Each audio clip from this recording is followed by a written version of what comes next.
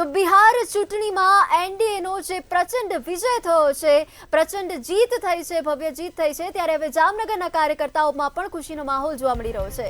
જામનગર બિહારમાં જીતેલા એનડીએ ઉમેદવારોને અભિનંદન પાઠવ્યા। એનડીએને તોતિંગ બહુમતી મળતા રીવાબા જાડેજાએ અભિનંદન પાઠવ્યા છે। રાજ્યકક્ષાના મંત્રી રીવાબાએ બિહારની જનતાનો આભાર વ્યક્ત કર્યો છે। બિહાર વિકાસના મોડેલમાં અગ્રેસર રહેશે તેવું રીવાબા જાડેજાએ જણાવ્યું। રીવાબા જાડેજાએ સર્વેને અભિનંદન પાઠવ્યા।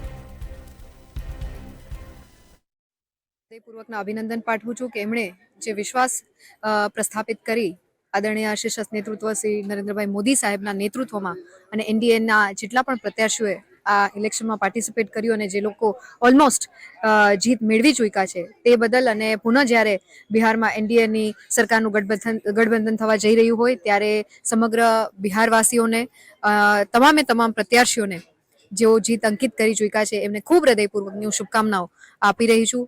આ બિહાર વિકાસના મોડેલમાં અગ્રેસર રહી અને નવા આયામો સર કરે, નવા પ્રોજેક્ટ્સ, નવા પ્રકલ્પો સાથે બિહારની આગવી ઓળખ છે એ સમગ્ર ભારતમાં અંકિત થાય એ પ્રકારની વ્યવસ્થા આવનારા સમયમાં માનનીય પ્રધાનમંત્રીશ્રીના નેતૃત્વમાં એનડીએની સરકારના માધ્યમથી જ્યારે ગઠિત થવા જઈ રહી હોય ત્યારે પુનઃ આ વિકાસ માટે, આ જીત માટે, આ વિશ્વાસ માટે બિહારજનોને ખૂબ હૃદયપૂર્વકની શુભકામનાઓ।